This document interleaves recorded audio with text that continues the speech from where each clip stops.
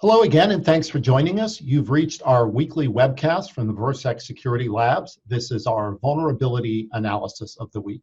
Joined, as always, by our CTO and founder, Satya Gupta. Hello, Satya. How are you? Morning, Billy. Very good. How are you doing? Good. Now, I understand it's been a busy week. We're tracking here, I think, the week between November 9th and the 16th. So, Satya, maybe you can give us the overview of what's been happening. And I know you normally cover 5, but I believe this week you've got a couple more since it's been so busy. Yes, exactly. Let me share my screen.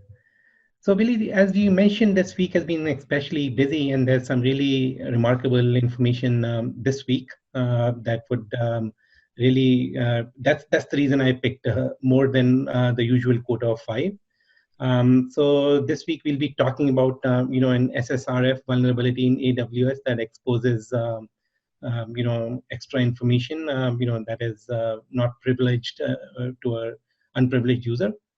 We also have a command injection vulnerability in a CMS, a content management system that is used heavily in Azure or by customers who are sort of subscribing to Azure. It's not used by Azure. Let me correct that. Then there's a command injection vulnerability in Citrix product, a buffer overflow vulnerability in a Microsoft Exchange server. And now that brings me to the most interesting vulnerability here, a Wormable RC in a Windows NFS server, which we'll be dissecting in a few moments.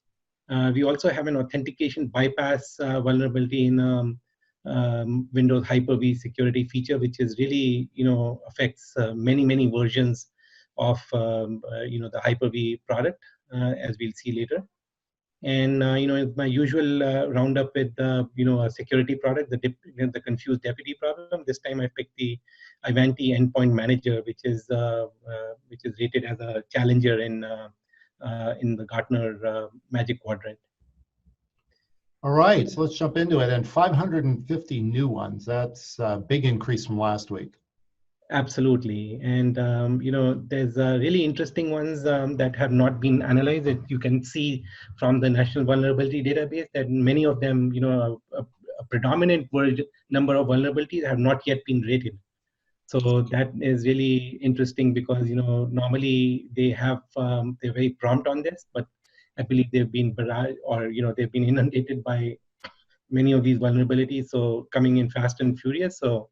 That may explain why they have not been able to get to, classifying these vulnerabilities. Okay, and this first one is affecting AWS, their key management server. I know that's critical for people who are trying to encrypt their information on Amazon. So what's the significance of this one? So there is a vulnerability that exists in the SDK for Java, Python, C, and JavaScript below version 2.0 of the SDK. And the way it works is that, there's this researcher, I'm not sure I pronounce his name correct, Hai Duong at Google, who's reported that when the protocol sends a key ID to determine which decryption key to use, it's really very difficult to authenticate that key because it's under attacker control. So if instead of the key ID, if the attacker sends a URL in order to fetch the key, the attacker can replace it with their own favorite URL, lead you to lead the user to a completely bogus site, and they can learn some side channel information such as what kind of machine was used, what kind of decryption technology was in use, and so on and so forth. And so if the attacker were to be able to capture a ciphertext from user and replace its key ID with their own with their own ID, then they would be able to get logged into the attacker's AWS account, with the victim's AWS account, and a whole bunch of course information would get potentially leaked out here. Sure. So, okay. The SDK that has been affected affects code that's written in Java, Python, C, and JavaScript, and there's a patch, of course, available for SDK 2.0 later. The vulnerability as assigned by the attacker, by the white hat researcher, is 4.8, and NVD hasn't assigned it a score yet. And there is no public exploit available at the moment. That is but I'm sure, there's enough information in the disclosure to those people who are smart. They would be able to create an attack very, very quickly out of all of this stuff. And the reason I picked this vulnerability here today really is because it is, it's kind of instructive. Most people who go into this, using the SDK that are available from somebody like AWS would not necessarily think that they'd have to run, some sort of software composition analysis on those products. But, it would be good to be aware that, not everything that comes down from the cloud provider is vulnerability free. Yeah, that's an important point. Certainly something to keep in mind for everyone. Absolutely. Okay, and what's next on our list? Oh, sorry, you were going to talk about Virsec's solution for this one. Yes, so this appears to be a SSRF vulnerability that would be present in the request packet that would be coming in. And so the VSP web can protect against, against an attack. So we actually have to, of course, work with AWS or with the customer to be able to deploy the VSP web in that premise. But this is something that could be explored. Okay. So the next vulnerability I've picked is a command injection vulnerability in a popular content management server called Uno. And so this is very clever. This researcher basically studied the code for the, because it's a open source, not really an open source, but it's a clear text. PHP, of course, presents its code in clear text, so anybody can study that code essentially, and especially if it's open source. So what he found is that he could manipulate a parameter and cause a file to get read essentially. So this basically led him to creating a very crafty post request to this particular vulnerable file, which had the potential of being able to read any file from the disk and all that. And so he was able to embed an OS command and perform, on the lang parameter on this particular a post request made out to this particular URL, and they were able to perform an OS command injection. So what he did next was to set up a netcat command and was able to establish a reverse shell. And once as you know, Billy, if you install a reverse shell on somebody's product, game's over at that point. Right, and we seem to have every week numerous collaboration tools, CMS tools, things like WordPress and Joomla and GitHub. So it seems like a broad issue that companies need to really understand what kind of CMS and collaboration tools their users are accessing, right? Because it's so easy to turn these things on. Very true. The one of the reasons why I picked for this particular vulnerability was that it is Uno is advertised, and a lot of people believe it's the super fast CMS, and it has a whole bunch of very popular plugins, and and it's very popular on on Azure. So there's temptation on Azure customers to use this CMS because it helps you build websites with very, very quickly and very easily. So there's a temptation on all sides to be able to use this particular CMS. Yeah, I'm sure it's a fine product, but I think so many of these products have numerous plugins and are so easy to install that it's easy for shadow IT to take over an organization. Yes. In this case, the core CMS itself has a vulnerability. Even if you are not to deploy any plugin, you'd still be end up with a vulnerability on there on this particular product. Okay. So those particular vulnerabilities that are part of the core framework are even more dangerous than ones that come in from plugins, because you may or may not use a plugin, but you are going to use the basic framework. So this is one of those cases where it's a buy one get one free kind of situation essentially. Sure. And of course, because VSP has the ability to detect command injection, we'd be able to detect these very reliably and protect our customers in Azure from this vulnerability. Okay. And working down the list, what do we have next? We have something around Citrix, another command injection threat. Yes, another command injection threat.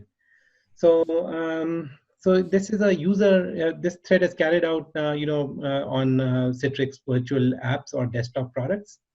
And it can actually, when a normal user or a user who's authenticated into the SMB can actually get access, can run arbitrary commands essentially on the server, with a specially crafted packet. And this is another one of those cases where the national vulnerability database hasn't caught up with it, so there is no risk code assigned to it. And unlike the other case that we talked about, these researchers, Hane El Mohana and Michael Garrison, have not yet assigned any score by themselves. But command injection, as you know, can result in remote code execution, and also, so this is really, really high. And then in particular, because in this particular case, the attacker gains privileges at the level of system, which is really, really as high it gets, basically. So you could turn that machine into a brick very, very quickly. And I guess it's an important point, Satya, that it takes a while sometimes for the CVSS score to come in and for it to be really thoroughly analyzed, but people using this obviously need to know as soon as possible and look at all the risk factors.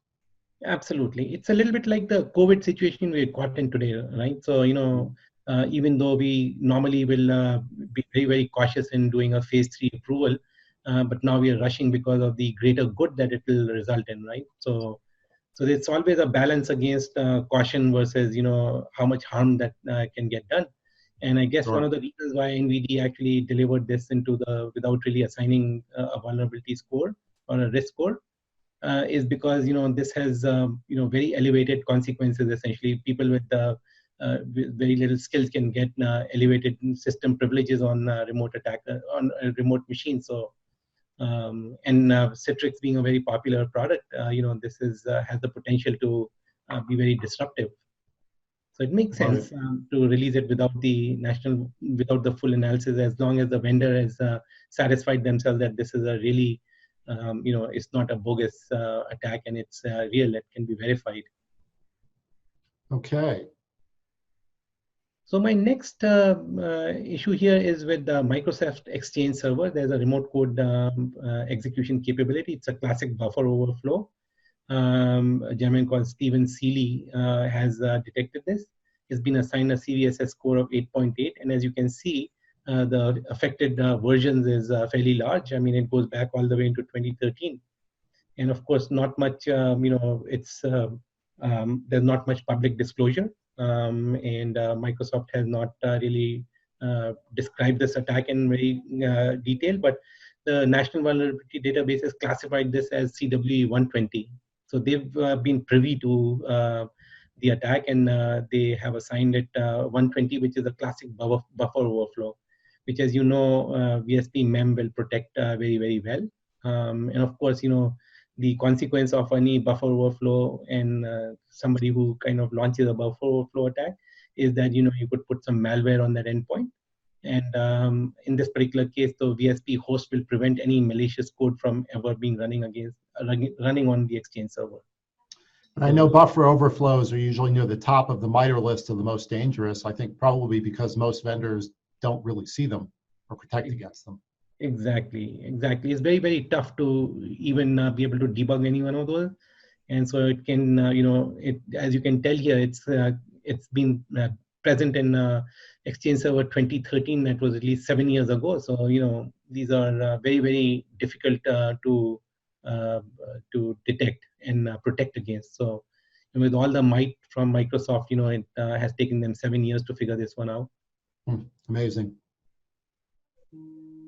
My next vulnerability that I've picked is really remarkable because it is it is a Wormable attack essentially. What that means is that once it enters into your network, it could actually hop from machine to machine to machine and so on.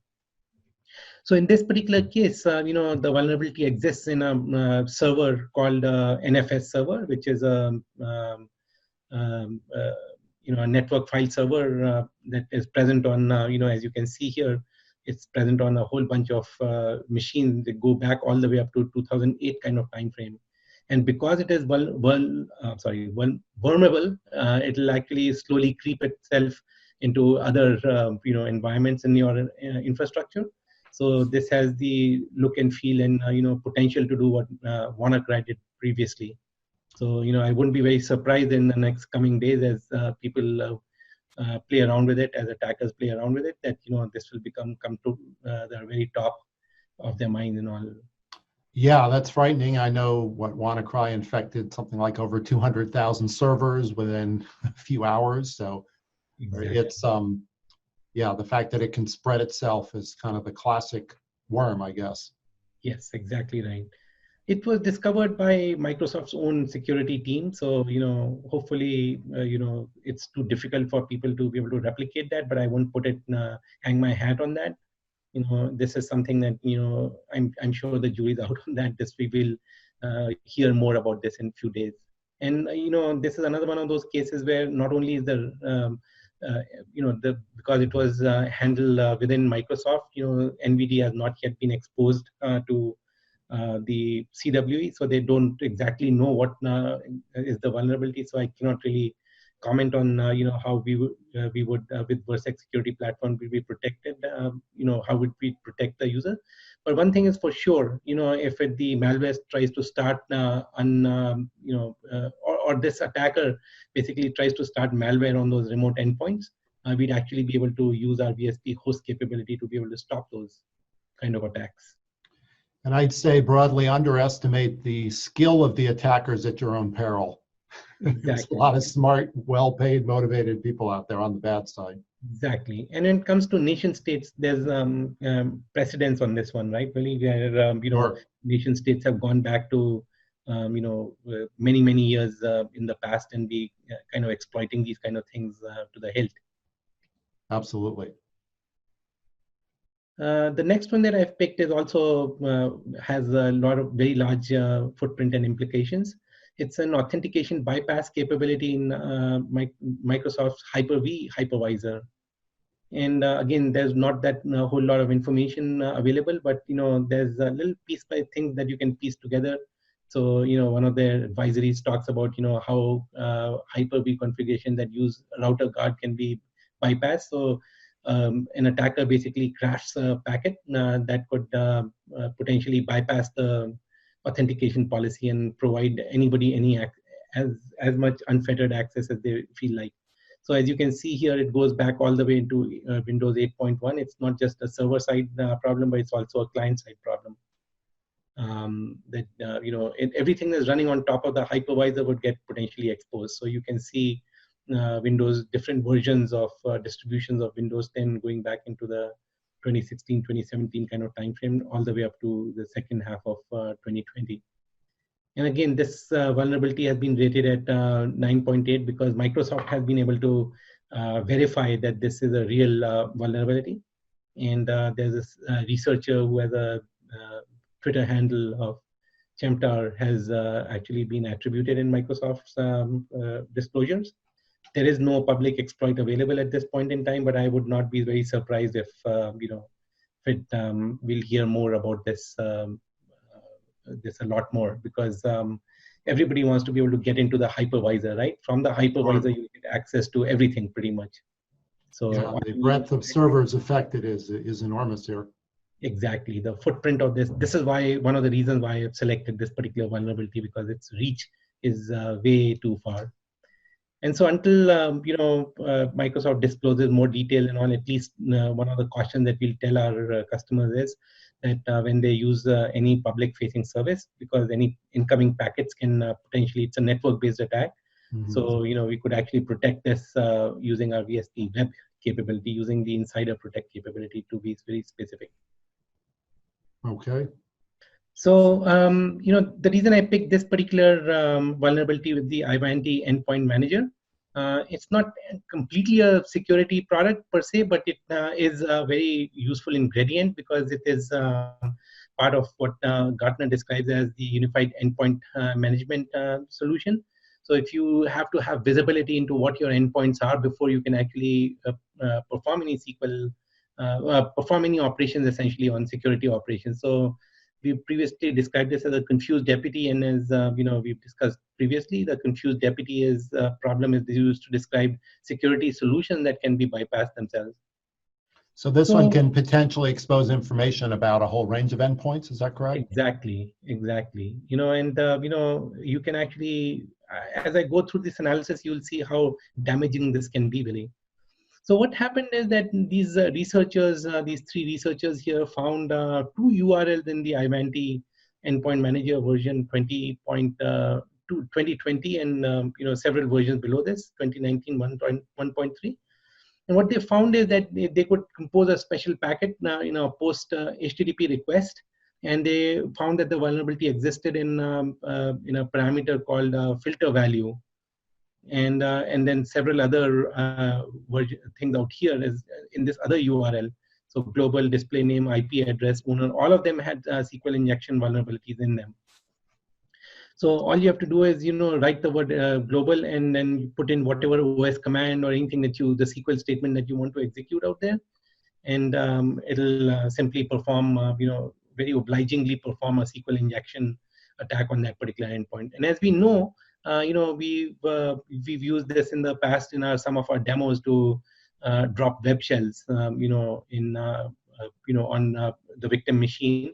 Of course, with SQL injection, you can actually ferret out all kinds of PII information, and you can always drop tables and make the endpoint become kind of a brick, essentially.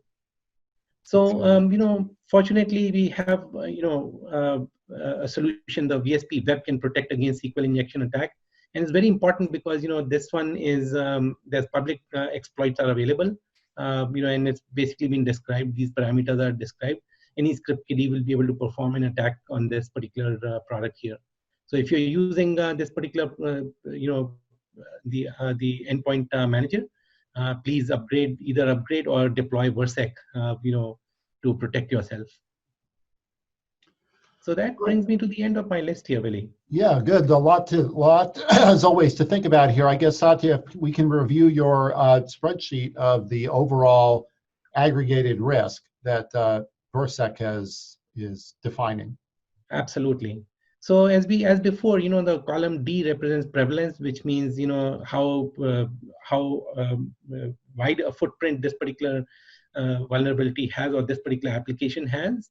And as always, we picked ones that are very high touch points: Microsoft Exchange Server, Windows NFS Server, Windows HyperV. That's used very, very extensively everywhere.